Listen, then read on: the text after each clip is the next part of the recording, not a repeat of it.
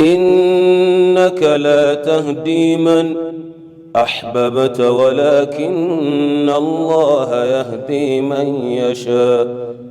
Bismillahirrahmanirrahim. Alhamdulillahi Rabbil Alameen. Wa salatu wa salam Rasulullah. Assalamu alaikum wa rahmatullah. Welcome to the Young Smirks podcast. We're here with a very special guest, Sheikh Moutasim. Assalamu alaikum, Sheikh. Salam wa rahmatullahi wa How are you doing? barakatuh. Alhamdulillah, how are you? Okay. Jazakallah khair. I just thank you for coming on the show. It's my pleasure to be with you. Alhamdulillah. Mashallah. It's first time this time meeting. MashaAllah. And it was nice to get to know you. on the past couple of days. I've seen you a few times online, so Okay, alhamdulillah. meeting personally was a different experience. Yeah, MashaAllah. mashallah. Nice to meet you, Sheikh. Jazakallah. So, Sheikh, subhanallah, I just want to introduce my followers, or the people who are tuning in to the Young Smirks, to yourself. Who are you, Sheikh? Where do you come from? Okay, my name is Moutasim Hamidi. I'm originally from Jordan, and I was born and bred in Jordan. But at a young age, I still lived in the UK as well, UK and Jordan on and off. My dad was doing his studies in the UK.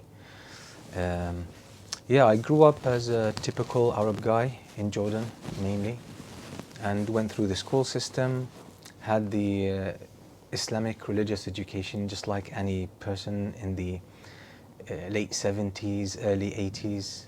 So went through the school system, which was, I believe, was extremely good in terms of the Arabic language, Islamic studies, and the science side of things as well.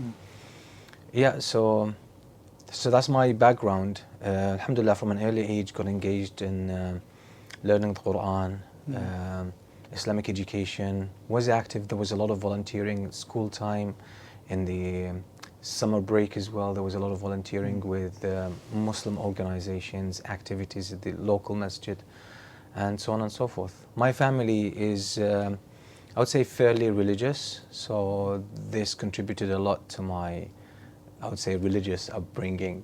Mashallah. So how did it come about that you were going to the UK and spending time in the UK? Again, from a young age, my dad was doing his medicine in the UK. He was studying. So we went from a young age, and I believe I spoke English before I spoke Arabic, interestingly. But eventually when he finished his studies, we went back to Jordan. Now when I finished my bachelor's degree, I was in touch with some brothers in London, and they were looking for an imam, and this was Ibn Taymiyyah Masjid, the Brixton Masjid. Oh, in Brixton, mashallah. Yeah, so I had met some of them, and I had a connection who was in Jordan, who used to travel a lot to the UK. And through that, the moment I finished my bachelor's degree, I had my ticket, my flight ticket to London. And I already had my visa as well to work as an imam there. In Brixton Mosque? In Brixton Mosque, wow, believe it or not. That must have been an experience. Yeah, every time, any person that knows Brixton and knows me, they can't see the match. I don't belong there. SubhanAllah.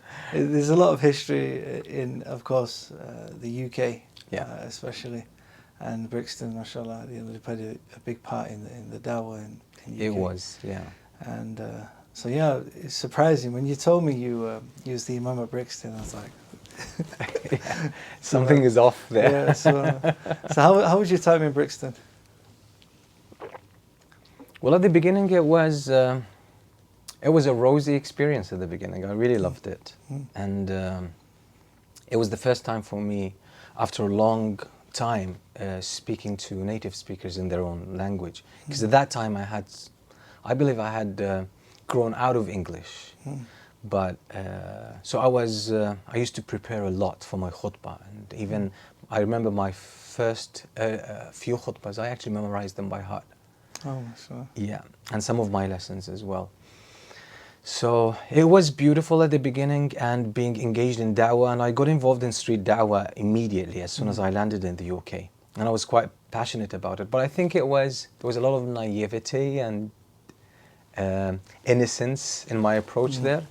And a few months later, I had to deal with the brutal facts on the ground. It was tough.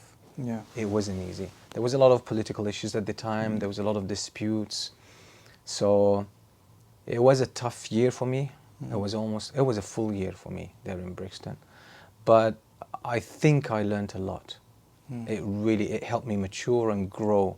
I mean, physically speaking and personally as a person. Wait, what do you mean physically speaking? Physically, I started to have grey hairs at that Okay. time, I was in my mid-20s, but I started having grey hairs. Oh, It was a very subhanallah. stressful time. But still, it came with a great advantage, which was I learned a lot about life. Because my approach to life was quite innocent. But that time just made me mature up, I think. I mean, 10 years. Brixton generally, you know, it's not an easy area to grow up in. Absolutely. Yeah. I'm from a very similar area, but in Manchester. And I also used to live in Peckham before as well, which isn't far. It's kind of very similar challenges. So I mean, from the Muslim community, they go through a lot of challenges there.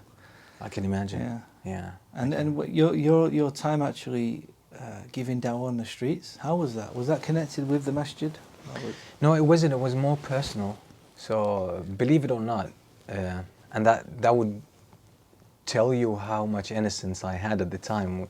I used to get on the bus first when I wasn't driving at the beginning, so I used to get on the bus, and I had this bag with me and I would load it with flyers, and I would actually sit next to someone and try to spark a conversation with them.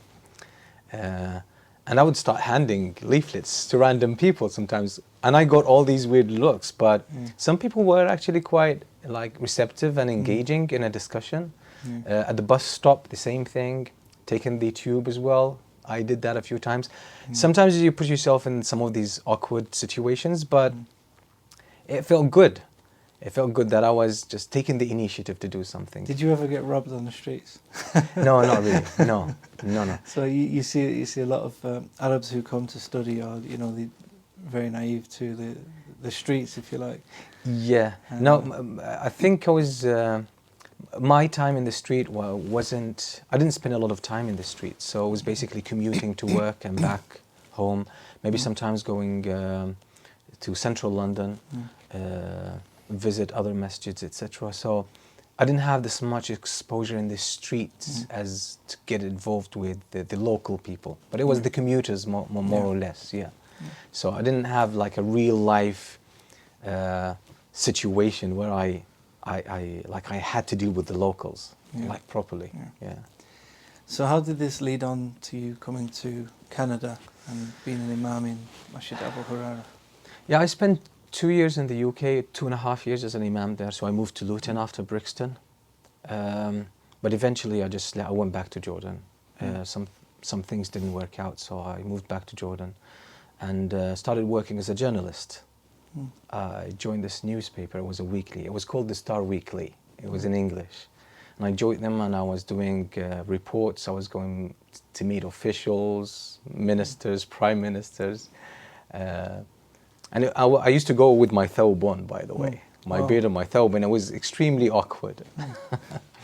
But eventually, so I did that work, then an opportunity opened up, which was the Albani Center, was taking a step towards building a website in English. So the students of Sheikh Albani got in touch with me. They knew me because I studied with them. By that time, and they said, we want you to supervise the website, the English website, and help provide content, etc. So I started working with the Albani Center. A few months later, an opportunity came up, and that was Huda TV. Yes. Yeah, and it was through Abu Osama al-Dhahabi. Yeah, he actually put me in touch with them, and I went there to visit, and I spent 2 weeks in Cairo, filmed 2 programs. It was tough because every day we were filming for about 6 hours, 7 hours straight. Don't worry, I'm fully aware of the TV. Mashallah. The brothers, they work very hard. Yeah, mashallah. for 2 weeks. And they'll push you and squeeze they'll you. They'll milk you. Yeah. In a good way, alhamdulillah. Yeah. So, well, alhamdulillah, it was a beautiful experience. First time for me in Egypt. I really loved the country and loved the people. And then went back, and a few weeks later, they just called me and they said, hey, we want someone to present some of the shows on a permanent basis. Would you like to join us here in Cairo? And I thought, wow, that was a big move for me. And at the time, I had been married for about 1.5 years. And my wife was still finishing her bachelor's degree. did I want to make the move or not? Eventually I decided to take it. Sure. Yeah, so I moved on there and started doing a few programs for the TV. It was a full-time job.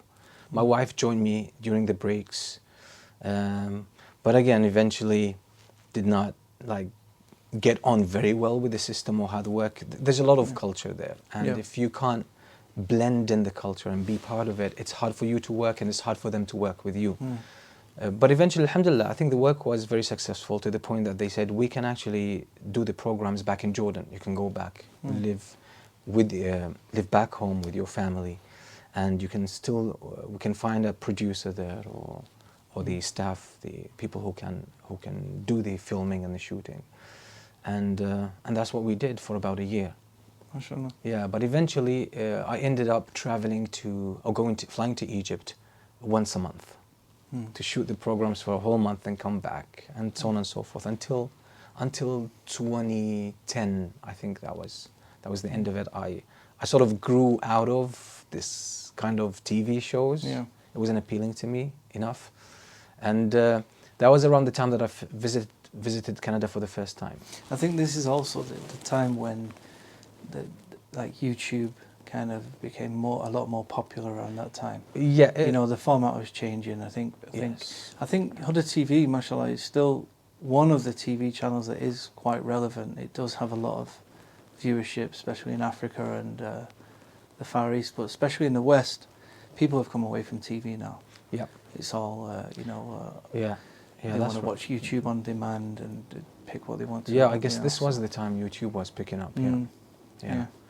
Yeah, so I first visited Canada 2009, and eventually got in it was a conference, and got to know many brothers. It was in Montreal, and I was immediately invited to another conference 2 months later. So I came a third time.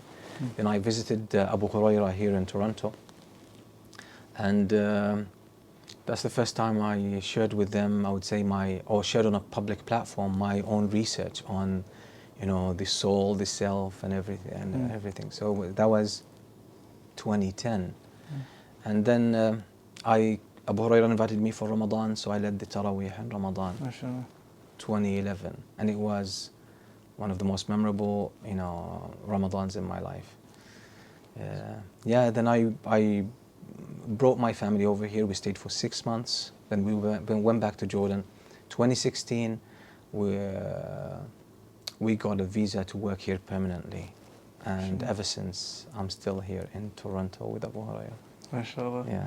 So we'd like to know more about your research and your study, especially your love for the self, the Iman. Yeah. Well, interestingly, when I was studying Islam more seriously, and I started studying specifically mainly with the students of Sheikh al-Albani, Sheikh Mashhoor, Hassan, Sheikh Ali al-Halabi, and I had my teacher who's currently in the UK, Sheikh Abu Suhaib. There was a lot of information, and it was beautiful, but there was something missing for me. It did not resonate at a deeper level. It was more like processing information, and every now and then I would get a feel of it, but it wasn't a real experience for me. So I felt there was something missing there. It's more intellectual. Exactly, exactly. Yeah. And I thought the transformation should happen at a deeper level. It was an intuitive feeling.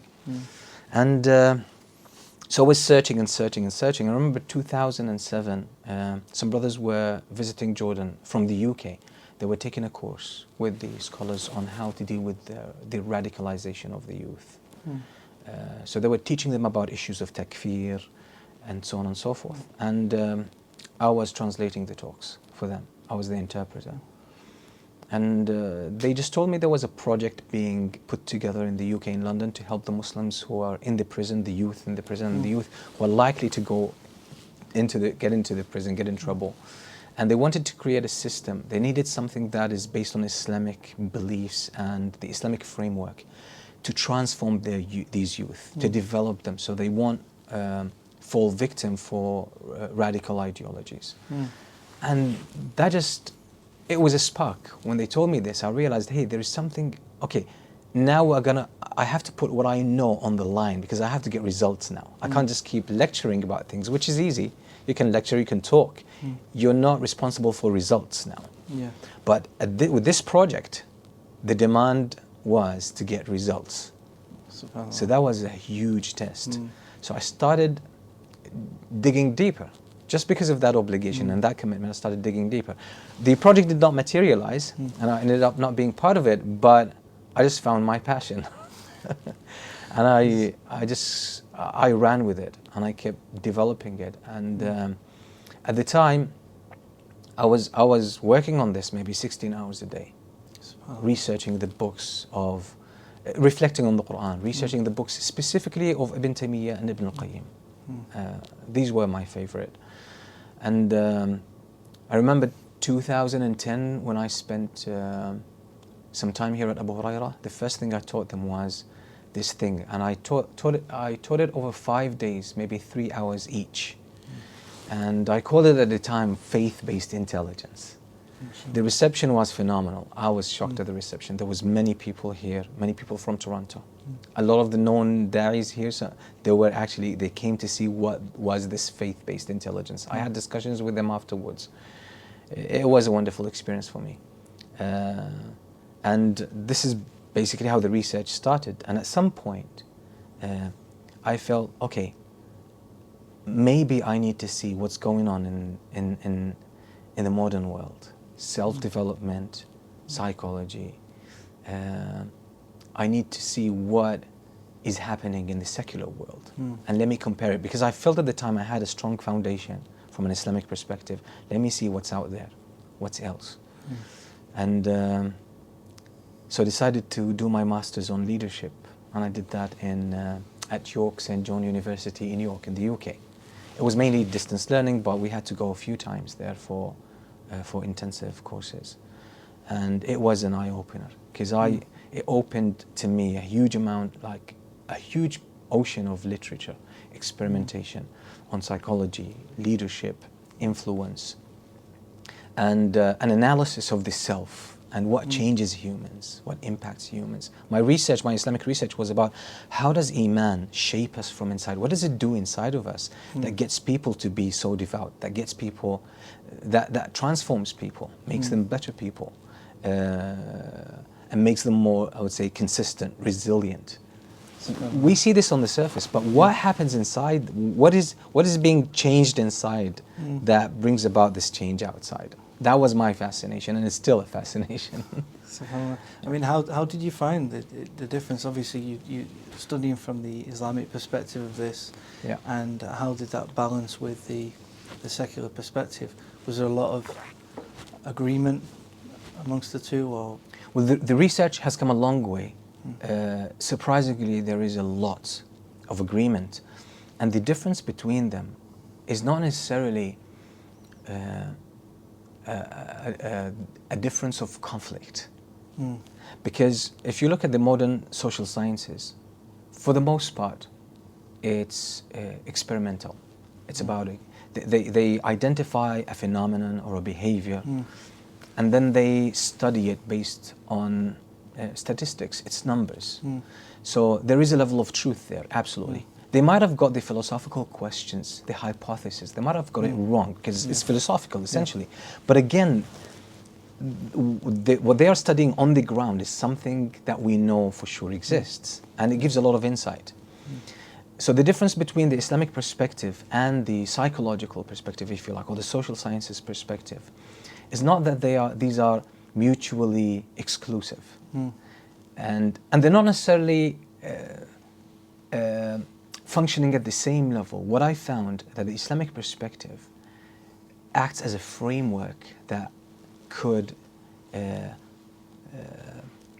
digest and the social sciences and put them in a specific place. So Islam is more of a framework that transcends this experimental knowledge that we have today, and it puts it within a bigger framework. So this is why there's not necessarily any contradiction, because they don't function at the same level. Islam functions at a higher frequency, if you like. That's what Islam works on. So this is why I believe someone who's very well established in the Islamic framework of understanding the self and the soul and human behavior they can definitely maximize the benefit that lies latent within social sciences today. SubhanAllah. Yeah. Sheikh, we want you to share with us some of some points of wisdom and insight. About the same topic? Yeah, of course. So you find psychology, the underlying assumption of social sciences is that humans process information because it's mainly naturalistic, right? It's materialistic in that sense. So the human is a brain and a body.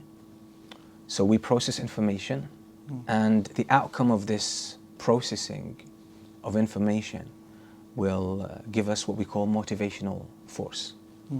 And this translates into action. So we have an input from the world that we catch through our senses. We process it, we build our worldview, then we process information. And based on that, we develop motivational tendencies. And then we act on them according to what's in our best interest. That's what psychology actually functions. It's not a spoken assumption. Yeah. But anyone who's familiar with psychology, you know this is there. And this is why issues of, examples of heroism in the form of selflessness, when people act selflessly, when people show a lot of altruism, it puzzles psychologists. Because that goes against all the tenets of motivation. Yes. And the issue is psychology views humans as machines. We are like computers. We're like complex computers processing informations and then are able to act on this information. Of course, from their perspective, it goes against the evolutionary perspective, of self-preservation, if you like. Exactly, exactly. Now, the Islamic perspective, the way it puts this in context is that what Islam says is that essentially, at a very basic level, humans are made of a soul and a body. These are the two entities. At the bottom level, it's a soul and a body. A soul comes from a different world. It's the world. Physical, right? It's a heavenly world. And the body is an earthly entity. You bring those together, there's a lot that's taking place there. This kind of mixture brings about a lot of stuff. So eventually what you have is the spiritual nature acting with this physical nature. We have, out of this interaction comes what we call a nafs, the self, which is bigger than the ego in the English language. The ego is a component of the bigger self, yes. And then you have al-qalb, the heart. And then you have the fitrah. And then you have al-aql. Al-aql means reason, not necessarily intellect, but reason. Whatever is reasonable, whatever makes sense. And none of those are mutually exclusive. They overlap a lot. So you don't have something called a nafs and something called al-qalb. No, because these don't function at the same level. So al-qalb sometimes actually contains some of the aspects of what we call the self or a nafs. And the nafs also contains some of the aspects of what we call the heart. Because what's happening inside of us, the result of the mixture of the soul and the body, is a very complex system within us. And the language that we use to talk about this complex system has also to be complex. The problem is that people at an introductory level go all the way into the complex terminology. So we start confusing. We think the heart and the nafs or the self are two separate entities. No, this is one level of conceptualization, that's another level of conceptualization. Unless you recognize the complexity, you are sure to get into a lot of confusion and inaccurate conclusions. So where psychology comes in, so this mixture between the soul and the body, it creates what we call a nafs, which consists of three main parts. The cognitive level, which the Muslim scholars call al-quwwa al-ilmiyya, the capacity for knowledge, for wisdom. Then al-quwwa al-iradiyya, which is the motivational system. And we have al-quwwa al-amaliyya, which is actions, the actional system or behavioral system, acting things out. This is what psychology believes humans are. Psychology believes we process information, cognitive, then we have motivational, and then we have the actional, which is acting out things outside. And then we have the affectional, which is emotions. It runs parallel to these.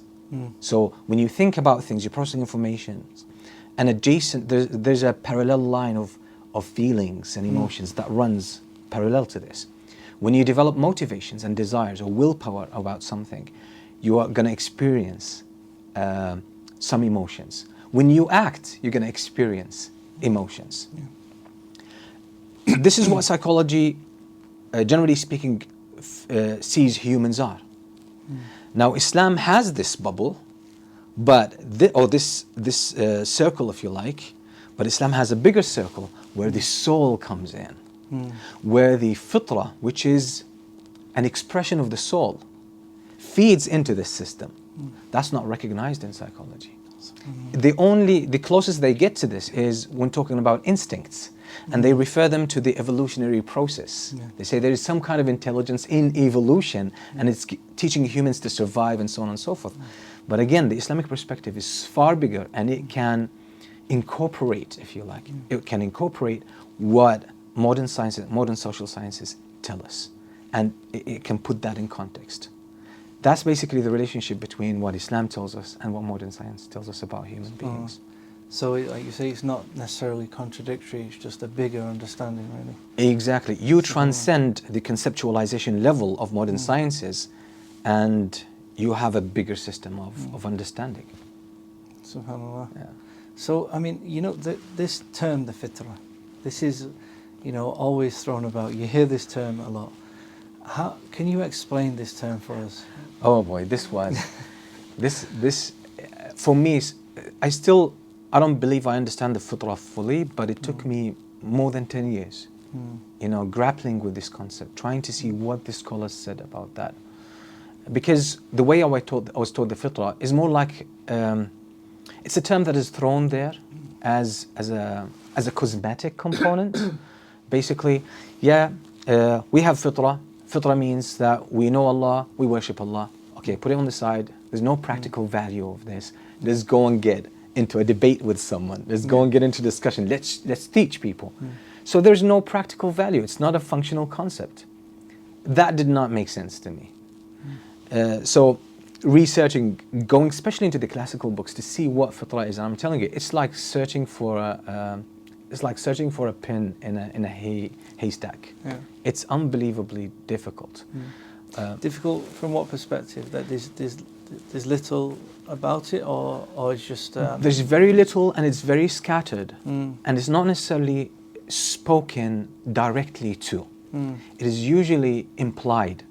So you have to read between the lines and then connect all of those dots together, then for you to get just a simple statement. And it was a huge struggle, but something inside was always telling me, hey, this could be the missing piece. This could be the missing piece. Your fitrah telling you? Probably. The fitrah is the missing piece. Hopefully it was the fitrah. But the person who really quenched that thirst for me was Ibn Taymiyyah. SubhanAllah. And he has these things scattered throughout his, huge, amount of writings that he left behind. There's a lot, but again, it's like, it is like a person that you meet once or twice in a lifetime. That's all you get to meet them.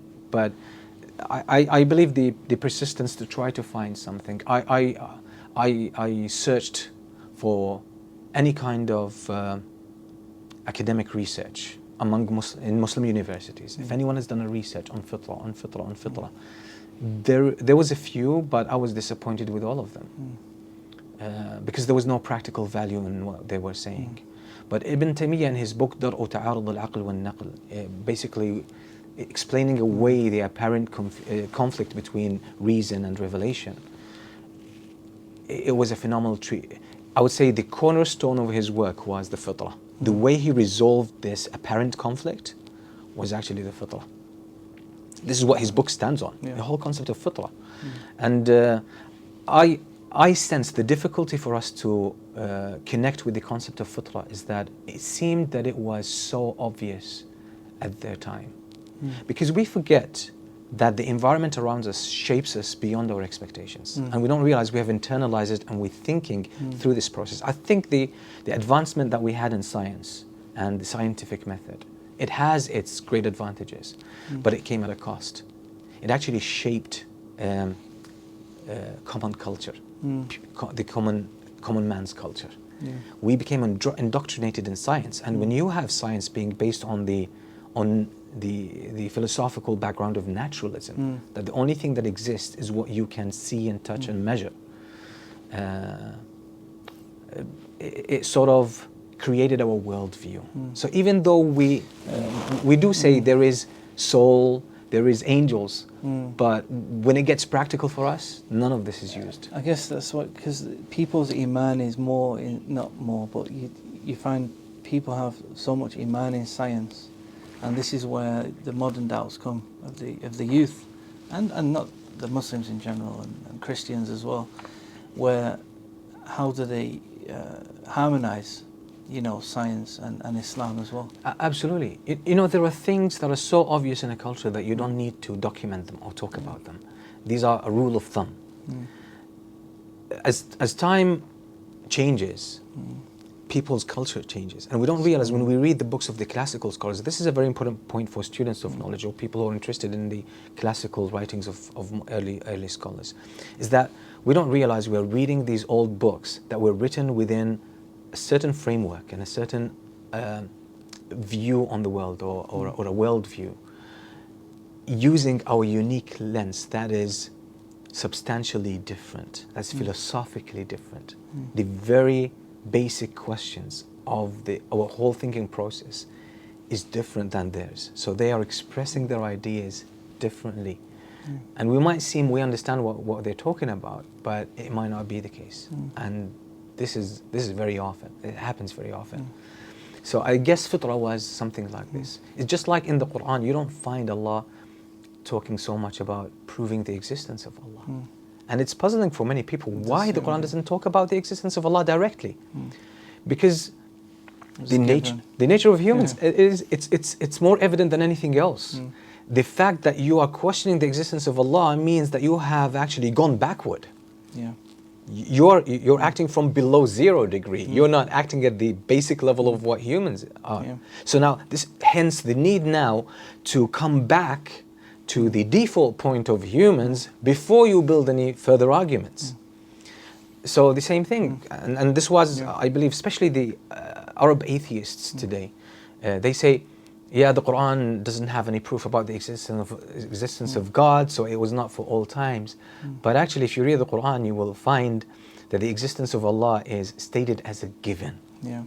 So, and that's a very powerful message. It's a very powerful message. And I guess fitrah is just one of those terms that was so obvious at the time that there was no need. But we got stripped of this natural, I would say default, human understanding. Just because we were educated, we were indoctrinated in modern day culture that has this essential atheistic twist to it without us realizing it. Would you say that would be the balance between, the reasoning and the fitrah, the self? When people want rational arguments for everything, because that's the worldview that they hold in. That's the training that they had. Yeah. When a person is trained And of course in something, Muslims, they fell into, that's what Ibn Taymiyyah was commented on. Absolutely. And addressing at the time. Absolutely. And this is the balance which he was addressing between the Ash'ari creed and the Athari understanding. And do you think that like having an Ash'ari understanding would eventually lead people to? I'm not an expert on the Ash'ari, frame of reference, but from the little that I understand is because for the Ash'aris, for example, the first obligation is doubt and searching. Yeah. Whereas if you look at Ibn Taymiyyah, for example, for him he says, no, that's already been done for you by Allah. It's built in you. Yeah. So you can't go backward. So I think by falling into making our arguments of Islam very intellectual, we have already given in to the assumptions of science. I believe what we have with people, what Islam has with people, Islam already has one with people, which is basically we're calling to people to what is native in them. It's their fitrah. It's not like we have to convince them of this. It's there. We don't have to make it. It's one of the most magnificent creations of Allah subhanahu wa ta'ala. So if you think that you can create this fitrah, which I believe is a form of intelligence. Fitrah is this intuitive intelligence that we have. This is how it expresses itself. If you think you can create it, it's extremely complex. I mean, it's like a super cognition. You can't build it up from the basic cognition that we have, which is the logical, rational mind that we have. It is the same intelligence that beats our hearts and gets us breathing without, deliberately doing it. So it is so complex, yet it's very simple. So if you try to reinvent the wheel, you don't have the skills. This is Allah's creation. This is Allah's secrets with people. You can't refurbish it, or you can't cancel it, then try to build it from scratch again. You don't have the tools to do this. And if people get rational, completely irrational, or I would say overly rational about their faith, they're going to struggle a lot with Islam. Because there's so much about faith in Islam and about submission. And there is this conflict between what we call the soul or the heart and the rational mind. The rational mind seeks to take over. Whereas in Islam, the soul is in charge, or the heart, the fitrah is in charge. And the intellect is a servant. It's like a secretary. SubhanAllah. When the secretary tries to take over the CEO position, you're definitely gonna hit some obstacles. You're definitely gonna get to dead ends. So we don't wanna flip the divine order that we were given. So the fitrah, along with the revelation, of course. Absolutely. Is the And revelation does not call for the cancellation of mind, but it calls for the mind to do what it was created for. Because the mind is created to help us navigate this world. The soul does not understand the physical world. It's alien to it.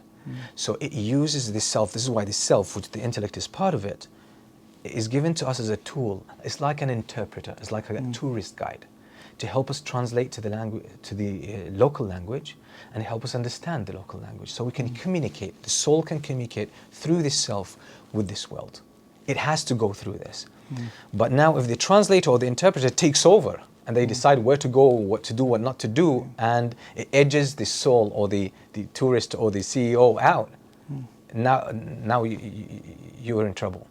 And that's what's happening with most of us. So faith is not essentially rational, but reason will confirm faith. SubhanAllah. Yeah. So this knowledge of the fitrah, what does it entail?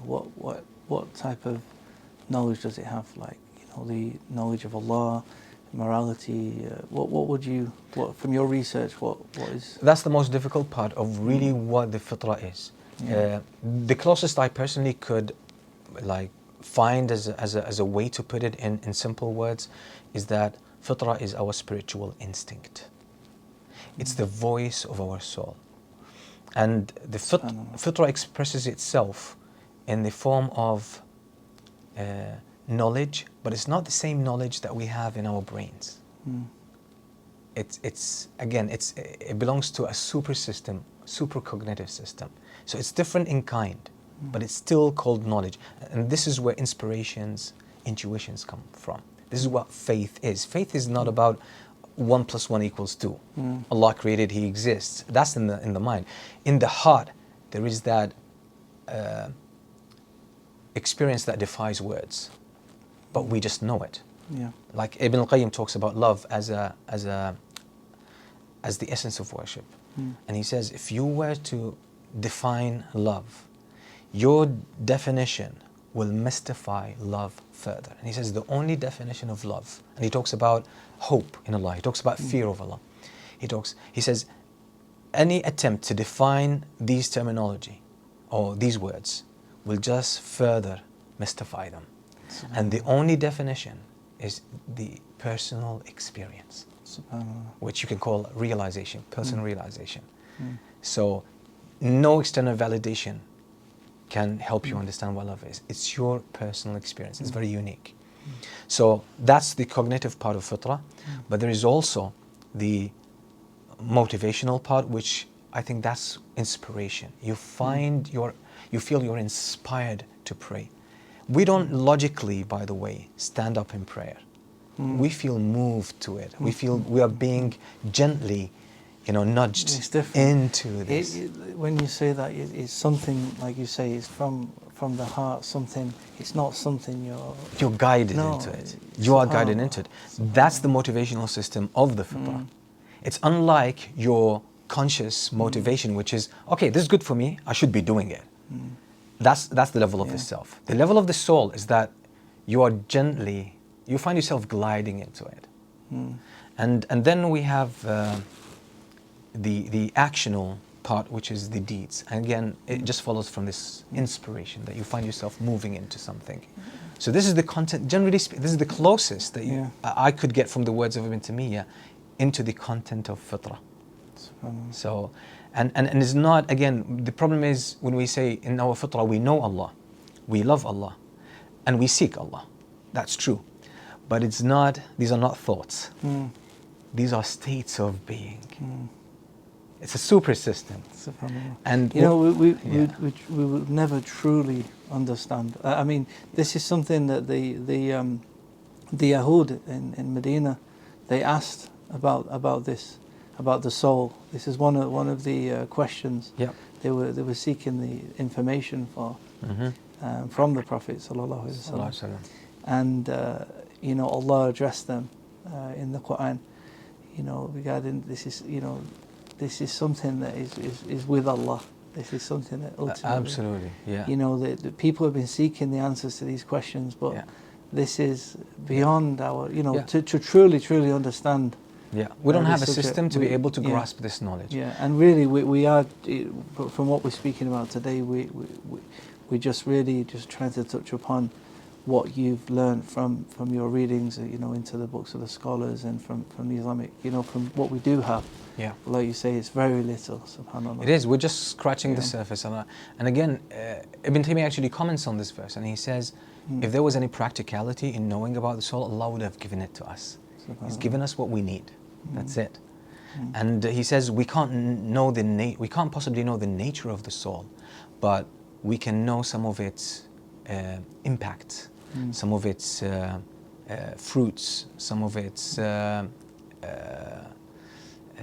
like we can see the outcomes of the presence of the soul or the existence of the soul. He says that's the only thing we have access to. But the very nature of the soul, what the soul is, what is it exactly made of, how does it feel, how does it smell, how does it taste, he says we have no access to this. You know what's interesting, you were speaking about the way Allah addresses the soul, it being his existence just being a given, and also the fitrah. And the fitrah itself, or the soul, the existence of Allah is necessary really for science to work, having having a basis for our rationality, a basis for truth, a basis for reason, morality, all these things, an organized universe, all these things are kind of needed within science, but they're just kind of assumed and taken for granted. I think the consistency, the predictability, all of that refers here, this all comes from the same place, right? There is a unified system, so it's not random. And I sometimes I reflect on what happens with all this atheism that's going around in the world and the doubts created about religion and about Allah. And it feels to me like, it's like we feel we're entitled.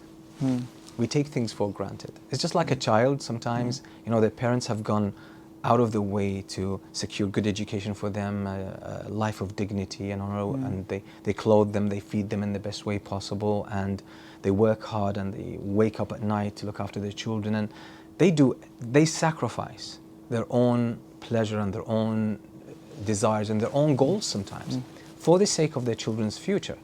And then the child, as a teenager, sometimes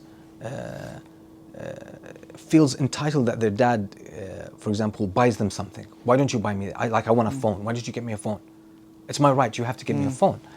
The child has already forgotten everything, and now they feel entitled to the phone. You are at my service. And I think we have this kind of attitude as well towards Allah, that we think we're rational, we think we know, just like a teenager thinks that their parents are so outdated and uninformed, and that I'm smart and they are dumb, I'm entitled. And I think that's not the natural state of humans. This is, the person here is half asleep. The person, and this is what ghafla is, right? Yeah. You're acting from an ego, which is an idea in your head. It's just an idea in your head. And you're navigating your way through life based on this idea, but you lost the bigger perspective. And most people will figure this out later on in their life, if they do at all. And it seems humanity is in this teenage state or attitude towards the parents, ungrateful, very disrespectful, feeling entitled, and not seeing what the parents have gone through to do all of this. Again, for us, we take it for granted. The sun rises every day, vegetation grows, we have food to eat, there are animals there, and we have the food, we have the clothing, we have rain, we have everything, we have the convenience, the temperature on earth is conducive to our life, everything, all the conditions. Then we think, okay, we've got this, we deserve this, we've earned this. That's not our position. Nothing is further from the truth. So I think we are stuck in this blind spot, and I think science is furthering this. Unfortunately, I would say scientism, not science itself. This whole ideology about scientism. SubhanAllah, so we really do need to come back to our true position in this life of being a slave, a servant, and the way Allah addresses the people of doubts. That it's not Allah who's questioned, it's us who will be questioned. This life is a test, and we will face Yawm al-Qiyamah. And subhanAllah, it's bringing people back to... It's very refreshing. It's very refreshing, because when we are stuck in this, false argument or case that we're making for ourselves, it's just... we have to step back. We have to be the observer more than being the center of attention, because that's just giving us this vanity, self-vanity. We think we're the center of the world, we are entitled, we are supposed to. But the thing, to the point that, as you said, we question the existence of Allah. But you're not getting it right. Sheikh, we're going to have to leave it there because we need to go for the Salah now. Inshallah. But inshallah, hopefully we'll get a chance to do another podcast before I leave. I really hope we can squeeze one in. Inshallah. But just before we go, where can people get access to your lectures, or especially this topic? Do you have anything more substantial? Well, I haven't brought, I would say the outcomes of this research so much out in the public. I've been teaching it in courses and workshops, etc. But alhamdulillah, this year we have a plan, 2020, to bring most of this material out and reach out to different Muslim communities around the world to make it available to them.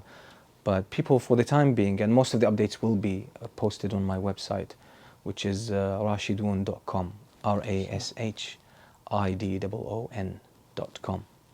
And I'm available on Facebook, Moutasim al-Hameedy.